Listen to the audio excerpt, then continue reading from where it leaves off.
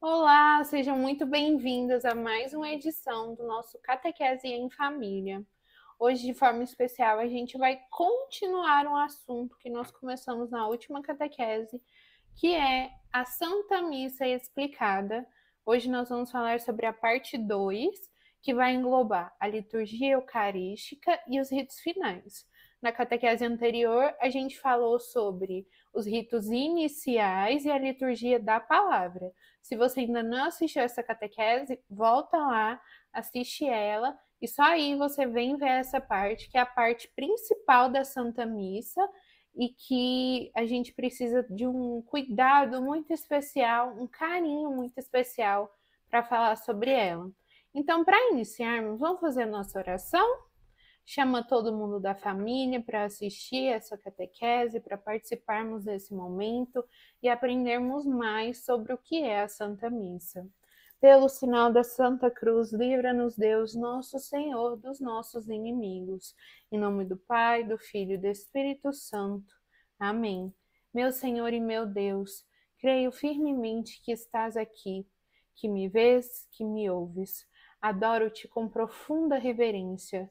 Peço-te perdão dos meus pecados e graça para fazer com fruto esse tempo de oração. Minha Mãe Imaculada, São José, meu Pai e Senhor, meu anjo da guarda, intercedei por mim. Amém. Então, vamos iniciando. Na última catequese, nós paramos ali no final da liturgia da palavra. E aí, aqui, nós vamos iniciar na liturgia eucarística. Vamos olhar aqui no nosso folheto. A gente tem, no final da liturgia da palavra, né? Tivemos a proclamação do Evangelho, a homilia, a profissão de fé e a oração da Assembleia. Foi o último tópico que nós abordamos na última catequese. Agora aqui vocês podem ver que já vem sinalizado para a gente o início da liturgia eucarística, que ficou meio tortinho, mas é para ver. E já nos mostra também que nesse momento a gente fica o quê? Sentados, né? Então, na liturgia eucarística que vai começar com o canto das oferendas. É importante a gente entender que a liturgia eucarística nos diz o quê? Que é o início da preparação para a Eucaristia. E aí ele se inicia com o canto das oferendas. Mas é a preparação para a ceia do Senhor. E aí o catecismo vai dizer para a gente o quê, né? Sempre que vocês virem a sigla SIC, C-I-C, quer dizer que é o Catecismo da Igreja Católica, C-I-C. E o número quer dizer o parágrafo correspondente. Então, se você for lá no Catecismo, procurar pelo número 1329, você vai achar escrito o quê? A ceia do Senhor, pois se trata da ceia que o Senhor tomou com os seus discípulos na véspera da paixão e da antecipação do banquete das bodas do Cordeiro de Jerusalém Celeste. Então, a Santa Missa, os ritos que acontecem na Santa Missa foram instituídos lá na Santa Ceia, na Quinta-feira Santa, quando Jesus, né, ao cear com seus discípulos, instituiu a Eucaristia. E a Santa Missa replica essa ceia do Senhor. E aí, qual que é a estrutura da liturgia eucarística? Primeiro vem o ofertório, né? O canto das oferendas, a apresentação das oferendas, em que nós levamos pão e vinho em nossa vida para o altar. Se vocês prestarem atenção nesse momento, é onde o padre, de fato, vai pegar as hóstias que não estão consagradas ainda e vai pegar o vinho e vai preparar para a consagração. Nesse momento, ele oferece tudo isso ao Senhor. Vocês podem prestar atenção que ele vai levantar e fazer uma oração. Da mesma forma, o ofertório, além de ser o momento da gente fazer uma doação física de dinheiro ali, um trocado que a gente tenha, um dinheiro que a gente possa ofertar à igreja naquele momento, é um momento principalmente da gente ofertar o nosso coração para o Senhor, né? É o momento da gente pedir se a gente tem alguma intenção especial, pedir por alguém ou por nós mesmos, agradecer e entregar situações nas mãos de Deus. No filme O Grande Milagre, podem até. Algumas crianças já viram esse filme, a gente já passou para eles. Na hora do ofertório, a mulher que está ali participando da Santa Missa entrega algo para o anjo dela levar. E aí todos os anjos levam para o céu, né? Isso fica muito claro no filme, é uma cena muito bonita. Então é realmente o momento da gente preparar ali a nossa oferta. O que eu tenho para ofertar no Senhor essa semana? Algo que foi difícil para mim, um sacrifício que eu fiz, algo que eu quero agradecer, algo que eu quero pedir. É o momento de apresentar tudo aquilo ao Senhor e pedir, né, que o nosso anjo da guarda leve a ele. Então, não é só o momento de, tia, eu vou lá pegar o dinheirinho e colocar. É sim o momento de fazer a oferenda física, a oferenda de dinheiro, mas é também o momento da gente ofertar o nosso coração. E se você não tem dinheiro para fazer uma oferta naquele momento, não tem o menor problema, né? É só assim para quem realmente é possível. Às vezes eu esqueci, na próxima missa você dá, tá? O importante nesse momento é ofertar o que ao Senhor? Você mesmo, a sua presença ali, o seu coração. E aí logo em seguida da apresentação das oferendas, vem a oração eucarística. Se a gente for ver aqui, ó, tem, ó, liturgia eucarística, canto das oferendas. E aí, logo em seguida, convite à oração, oração sobre as oferendas e oração eucarística. Nossa, era para ser uma estrela, tá, gente? E a oração eucarística. Então, é um momento que já se inicia a oração eucarística. O que é a oração eucarística? A grande oração da Santa Missa. É o momento em que o Espírito Santo vem e transforma o pão e o vinho, que antes eram só isso. Eram só a hóstia feita de farinha e água e o vinho. E transforma eles no corpo e sangue de Cristo. Então, a renovação do sacrifício de Jesus por nós é o momento em que ele se dá por nós novamente, assim como ele fez na última ceia, que ele transformou o pão e o vinho em seu corpo e sangue. Certo? E aí, a oração eucarística é o coração da Santa Missa, é a grande oração de ação de graças e de consagração. Ela é dividida em alguns momentos. A gente tem um prefácio em que se louva a Deus pelas maravilhas, a epiclese, e aí vocês não precisam se preocupar com esses nomes. Nossa, tia, que nome difícil. Não precisa se preocupar. Eu só coloquei aqui a nível de informação, né? Porque vocês podem depois prestar atenção na estrutura da oração eucarística. Começa louvando a Deus pelas suas maravilhas, depois na epiclese vai invocar o Espírito Santo. Vamos ver se é verdade? Vamos olhar aqui no folheto, ó. Ó, louvando a Deus. No santo nós não estamos louvando a Deus? E aí logo em seguida a gente vai pedir, ó, santificai, pois, esses dons, derramando sobre eles o vosso Espírito, a fim de que se tornem para nós o corpo e o sangue do Senhor. Nesse momento se invoca o Espírito Santo e aqui é onde a gente se ajoelha. E aí, crianças, é um momento muito importante. A gente precisa estar ajoelhado porque nós vamos estar diante de Jesus. O que antes era o pão e o vinho vai se transformar no corpo e no sangue de Jesus. Por isso, todos nós nos ajoelhamos. E não é porque você é criança que é hora de você ficar sentado, que é hora de você ficar brincando. É hora de você também se ajoelhar e contemplar o que está acontecendo ali. O Espírito Santo está transformando o pão e o vinho em corpo e sangue de Cristo. O sacrifício de Jesus está sendo renovado, está havendo a consagração da Eucaristia. É um dos maiores, mais grandiosos mistérios da nossa fé. É o próprio Cristo que está ali, e aí eu vou ficar sentada, brincando, enquanto isso está acontecendo, olhando lá para o outro lado da igreja, de forma alguma.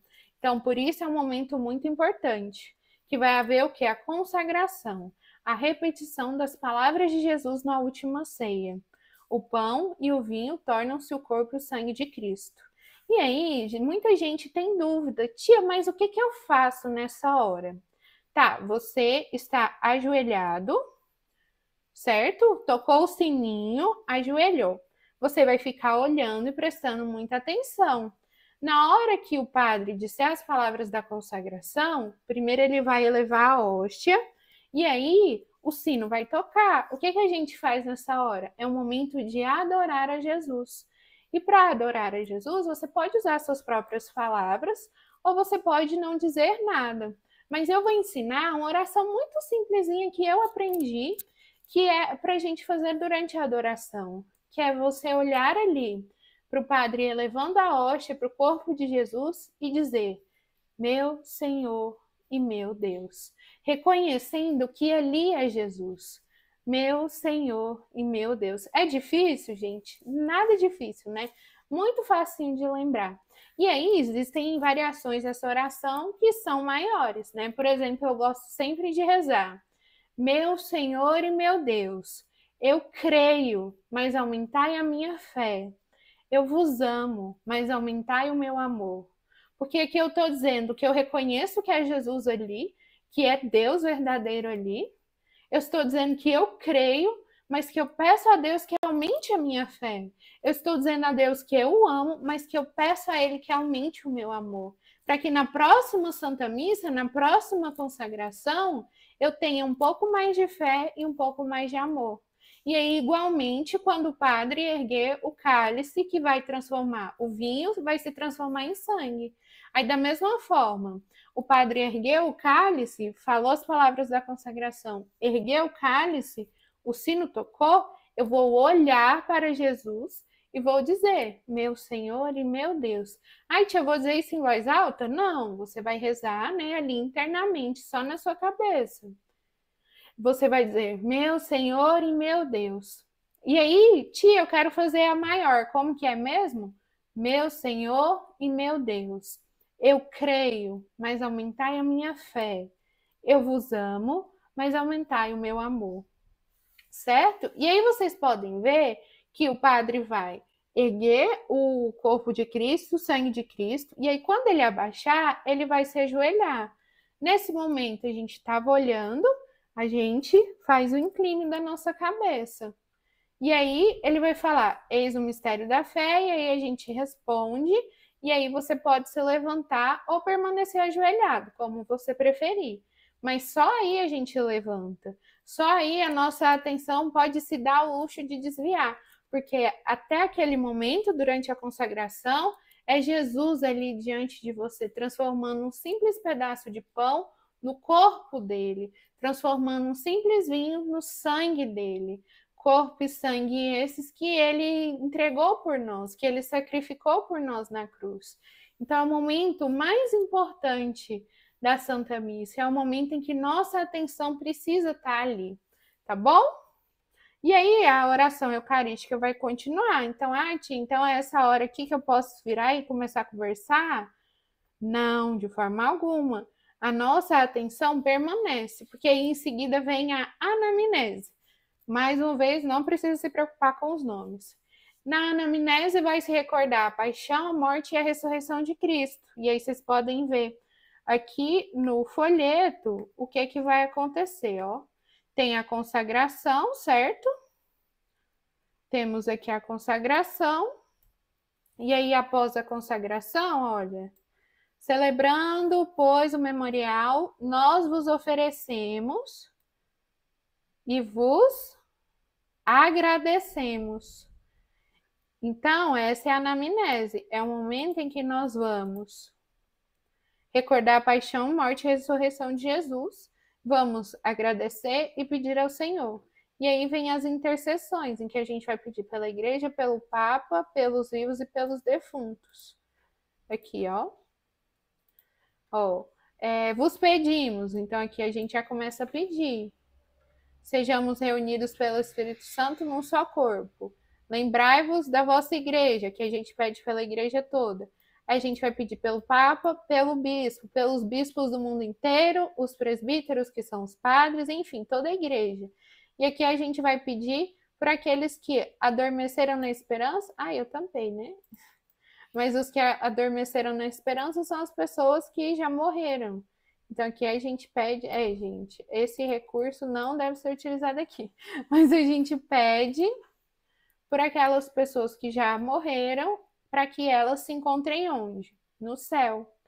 E aí a gente pede pelos vivos também, né? Então a oração eucarística é completa. A gente vai desde louvar ao Senhor no prefácio, a gente invoca o Espírito Santo, acontece a consagração, a gente recorda a paixão e morte de Jesus, pedimos, né, a parte das intercessões, nós pedimos a Deus pela igreja, pelo Papa, pelos vivos e pelos mortos, e por fim nós terminamos com um grande louvor, que é o por Cristo, com Cristo e em Cristo, que também é um momento em que você tem que estar olhando para Jesus lá na frente. Durante toda a oração eucarística, é muito importante que nós prestemos atenção às palavras que estão sendo ditas, ao que o padre está fazendo.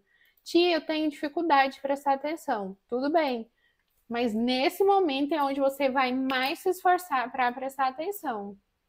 Porque ó, o que o catecismo vai dizer para a gente? É o centro e o ápice de toda celebração. Na oração eucarística, damos graças a Deus e o pão e o vinho tornam-se o corpo e o sangue de Cristo. Olha o quão grandioso é isso, gente. Eu não tenho palavras para explicar o quão grandioso é que todos os dias, em todas as igrejas da terra, do mundo inteiro, em que a missa é celebrada, Jesus transforma novamente o pão e o vinho em seu corpo e seu sangue e se dá a nós. E aí, em seguida, nós vamos ter o rito da comunhão.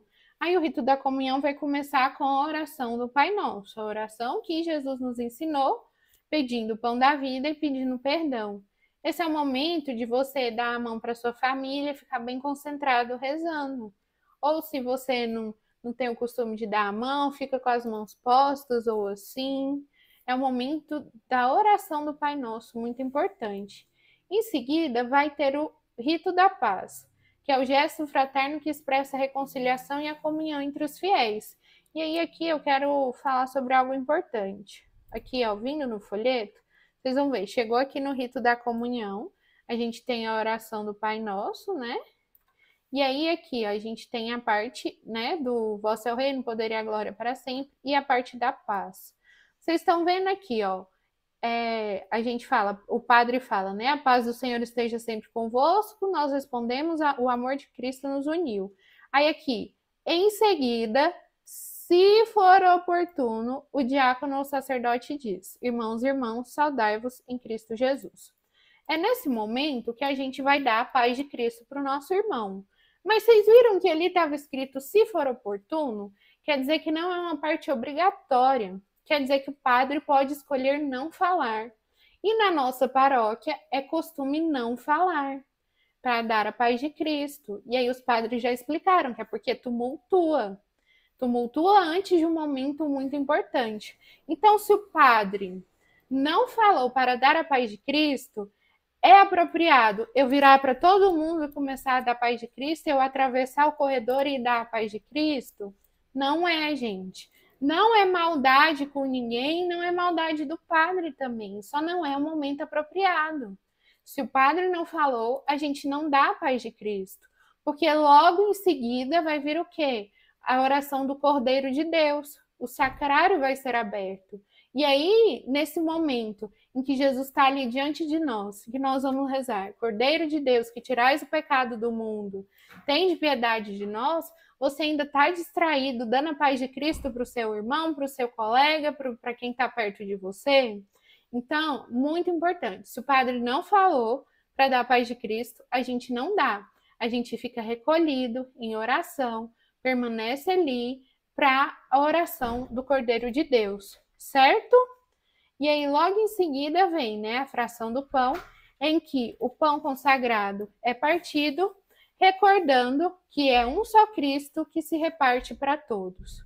E aí vem o momento da comunhão, em que é o momento de maior intimidade que a gente recebe o próprio corpo e o sangue de Cristo. Para quem ainda não comunga, as crianças menores, é um momento do quê? Da gente ficar recolhido rezando, da gente deixar o nosso pai, nossa mãe, nossos irmãos que comungam receberem a Jesus e rezarem. Não é o momento de você ficar conversando, de ficar chamando. Se a pessoa foi para a fila da comunhão para receber Jesus, deixa ela quietinha, deixa ela adorando a Jesus ali. Então, você não vai perder esse, eu tenho que falar uma coisa para minha mãe. Espera uns minutinhos, fica ali quietinho, reza também. Fala, Jesus, eu quero muito te receber. Eu ainda não posso porque eu sou pequeno, mas eu quero muito te receber, Jesus. Fica comigo também. Vem também no meu coração. E aí vocês podem fazer uma comunhão espiritual, que é o que? É o desejo profundo de receber Jesus na Eucaristia. E aí, se você já é maior, se você é adulto, o momento da fila da comunhão é um momento também de estar em estado de oração. É onde a gente permanece em silêncio, vai para a fila em silêncio, não é um momento de conversar, não é um momento para estar mascando chiclete com a mão no bolso, olhando para um lado, para o outro, para estar de qualquer jeito na fila. A gente precisa de uma postura de oração. E aí, quando a gente se aproxima da Eucaristia, a gente precisa demonstrar respeito e adoração. Por isso, nós nos ajoelhamos para receber a Eucaristia na nossa paróquia. Olha que graça! Infelizmente, não é todo lugar em que isso é sequer possível. Mas nós não, nós temos a graça de ter até o genuflexório. Então, né, mais um auxílio para que a gente possa receber Jesus em postura de adoração. Mas antes de chegar no genuflexório, me ajoelhar para receber a Eucaristia, eu preciso demonstrar respeito e devoção também. Então, quando a pessoa na minha frente já está comungando, eu faço ou uma vênia ou eu faço a genuflexão, mesmo que eu vá me ajoelhar em seguida, porque eu estou adorando a Jesus, eu estou me preparando para recebê-lo, certo? E aí, quando a gente recebe a comunhão, a gente, da mesma forma, volta em um momento de oração, mais ainda, porque agora Jesus está conosco.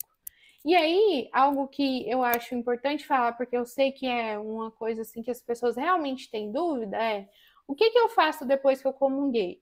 Eu ajoelhei lá, ou então eu fiquei em pé porque eu não consigo ajoelhar e recebi Jesus. Eu preciso fazer o sinal da cruz? Não, não há necessidade. Tá, mas eu vou precisar passar em frente ao sacrário para voltar para o meu lugar. Eu me ajoelho? Também não há necessidade, porque você acabou de receber a Eucaristia. Cristo está com você. Então você não precisa se ajoelhar, porque Jesus já está ali com você. Você acabou de comungar. Você volta para o seu lugar e ali você se ajoelha para fazer a sua oração. Agora, eu passei diante da imagem de Nossa Senhora. Aí você pode fazer uma vênia, se você quiser fazer uma vênia ao sacrário. Se passar diante do altar, uma vênia. Quando eu falo vênia, gente, é o inclínio, tá? É abaixar a cabeça. Igual a gente faz ao rezar o Glória ao Pai. Certo? Então, não tem necessidade de, eu acabei de me ajoelhar, recebi a comunhão, eu vou para o lado, eu me ajoelho de novo. Não tem necessidade. Você volta para o seu lugar e aí você se ajoelha e vai fazer a sua oração de ação de graças, que é o que é a oração após a comunhão. É onde nós agradecemos a Deus o dom recebido e nós pedimos que esse dom recebido, que é a Eucaristia, produza frutos em nossa vida. Também é um momento que não tem um roteiro para seguir de orações. Você pode fazer orações prontas, você pode fazer aquela oração: meu Deus, eu creio, adoro, espero e amo-vos, peço-vos perdão por aqueles que não creem, não adoram, não esperam e não vos amam. Você pode rezar a alma de Cristo, você pode fazer inúmeras orações, ou você pode, com as suas palavras, adorar ao Senhor. Agradecer por Ele te dar a graça de receber a Eucaristia mais uma vez. Se tiver alguma situação que está te causando sofrimento ou causando sofrimento a alguém próximo a você, você pode colocar aquilo ali diante do Senhor, oferecer essa Eucaristia por isso, ou por alguma pessoa que já morreu. Então, é um momento ali de adoração ao Senhor, em que nós agradecemos, nós pedimos, nós louvamos e glorificamos ao Senhor. Certo? E aí, após a comunhão, nós vamos ter... aqui eu trouxe uma frase de Santa Teresa de Calcutá. Tampou ali o finalzinho do nome dela, mas olha o que ela vai dizer. Na Eucaristia, temos Jesus em pessoa. Se realmente o amássemos, nunca deixaríamos de ir encontrá-lo. Já pararam para pensar nisso? Por isso que na hora da consagração eu ensinei para vocês aquela oração de Senhor, eu vos amo, mas ensina-me a amar mais, ajuda-me a amar mais, aumenta o meu amor. Porque se a gente realmente amasse a Jesus o tanto quanto nós deveríamos, a gente nunca deixaria de encontrar Jesus na Eucaristia. A gente sequer pecaria, né? Para não perder a graça de poder receber a Eucaristia. E aí, por fim, nós temos os ritos finais, né? Que aí a missa já vai se encaminhando para o final.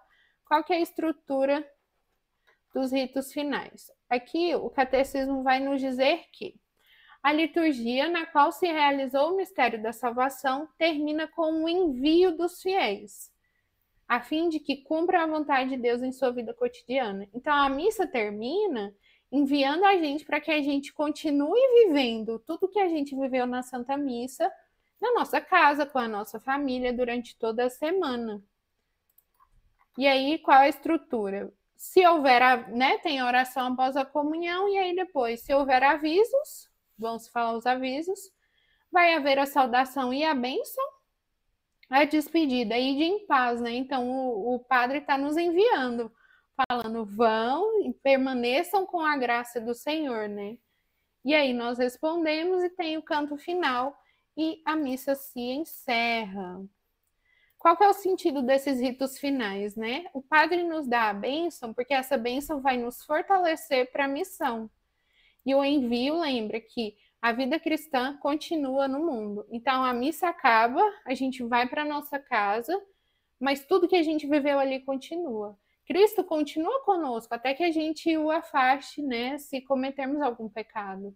Mas no dia a dia, nos nossos afazeres, no nosso trabalho, na nossa ida para a escola, nas nossas tarefas de casa, em tudo nós devemos continuar vivendo a Santa Missa, vivendo com Jesus conosco. E aí o Padre nos envia para que a gente não só vá e viva bem a nossa semana, até a próxima Santa Missa, como a gente também leve ele a outras pessoas, aquelas pessoas que ainda não conhecem a Deus, que não têm a graça de ser católicos como nós temos, certo?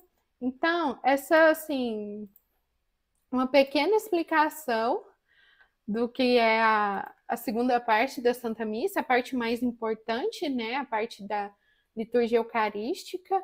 E aí, o que a gente aprendeu hoje, né? Que a Eucaristia é o sacrifício vivo de Cristo, que se renova, o sacrifício de Jesus na cruz acontecendo diariamente em todas as santas missas do mundo inteiro. A comunhão, ela precisa nos transformar e nos enviar, né? Então, eu recebo Jesus hoje, eu preciso ser melhor do que eu fui ontem, porque é Jesus que está em mim. E não sou eu que vou fazer essa mudança. É o Senhor que vai fazer essa mudança em mim. Eu só não posso atrapalhar, eu só não posso deixar que os meus vícios, os meus erros, os meus pecados afastem o Senhor de mim e o impeçam de realizar essa mudança. Mas a cada Santa Missa nós precisamos ser melhores, desejar ser melhores e amar mais a Deus. E assim, aos poucos, nós vamos caminhando rumo aos céus, né? Se Deus quiser. E aí a missa termina com a missão de viver o que celebramos, né? De tudo aquilo que a gente viu na liturgia da palavra, tudo aquilo que o padre nos disse na homilia e toda aquela transformação que a Eucaristia vai fazer em nós. Mesmo se você for uma criança pequena que ainda não recebe a Eucaristia, você deve, né, a cada semana desejar mais receber a Jesus. E aí, essa é a nossa catequese de hoje. Eu quero agradecer muito todo mundo que está assistindo os vídeos, que está participando, que está aproveitando. Se vocês tiverem sugestões de qualquer tema para a gente trabalhar aqui na nossa catequese em família, é só deixar aqui nos comentários. E eu quero saber quem assistiu até o final. Então, comentem aqui Santa Missa e coloquem o nome das crianças, das famílias, tá bom? Para a gente saber quem assistiu tudo. Certo? Vejo vocês na próxima semana e vamos fazer a nossa oração para encerrar a nossa catequese em família. Dou-te graças, meu Deus, pelos bons propósitos, afetos e inspirações que me comunicaste nessa meditação. Peço-te ajuda para os pôr em prática. Minha Mãe Imaculada, São José, meu Pai e Senhor, meu anjo da guarda, intercedei por mim. Em nome do Pai, do Filho e do Espírito Santo. Amém. e até a próxima catequese em família.